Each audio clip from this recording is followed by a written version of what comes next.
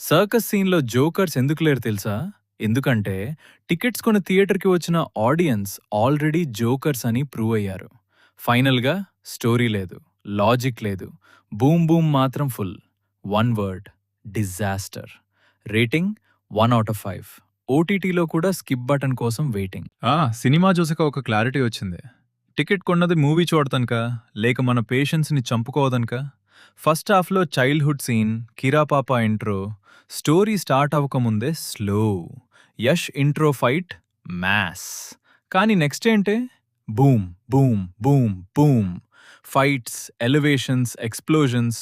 Story మాత్రమే కదా. Nayanthara track మళ్ళీ slow. Pre interval, patient test, interval, కొంచెం హోప్. సెకండ్ హాఫ్ స్టార్ట్ అయ్యాక బూమ్ బూమ్ సీన్స్కి లిమిటే లేదు. ఒక ఫైట్ అయిపోతుంది, బూమ్, ఇంకో ఫైట్, బూమ్ బూమ్, ఇంకో ఎలివేషన్, బూమ్. కానీ ఆడియన్స్కి కావాల్సింది ఒక సింపుల్ క్వశ్చన్: స్టోరీ ఎక్కదరా బాబూ? రివెంజ్ స్టోరీ అంతా, కానీ రివెంజ్ విలన్ మీద కాదు, ఆడియన్స్ పేషెన్స్ మీద. క్యారెక్టర్స్ వాస్తారు, బిల్డప్ ఇస్తారు, నెక్స్ట్ సీన్లో disappear. Purpose zero, connection zero, logic zero. Writing అంతే, లాజిక్కి హాలిడే. క్లైమాక్స్ అంతే, predictable. BGM, fights, Yash look, camera angles, boom boom scenes. కానీ బ్రో, బూమ్ బూమ్తో స్టోరీ బిల్డ్ చేయలేరు.